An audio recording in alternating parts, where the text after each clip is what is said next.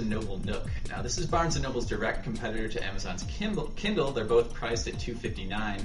We're going to see, since they're both priced the same, whether this is really something that can compete with the Kindle 2 and whether you might want to consider buying this as a substitute. So as you can see down at the bottom here, the biggest thing that sets this thing apart from Amazon's Kindle is a full color touchscreen. That's something that obviously the Kindle doesn't have. All the Kindle's controls are around the edges. Most of the navigation on the Nook is done with this screen instead. As you can see, I select things there, and it is controlling the e-ink screen up top, which is not sensitive to touch at all. Another thing we like about this, it's $259, priced exactly where the Kindle 2 is.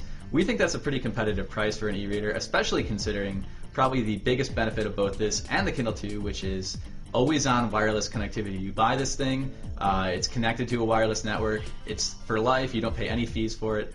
That's a pretty good price. Now there are some drawbacks here. The LCD screen, I don't know if you've noticed while we're playing with it here, but it's not actually all that responsive.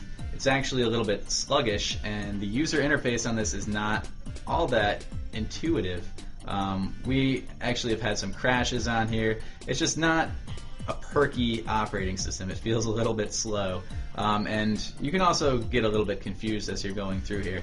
Now Barnes & Noble claims that it has more books than Amazon, but they're actually including free books that they've imported from Google Books, which, as you know, are actually titles that everybody can have access to. Any company with an e-reader has free access to those Google Books titles, and they're old stuff. They're things that are out of copyright.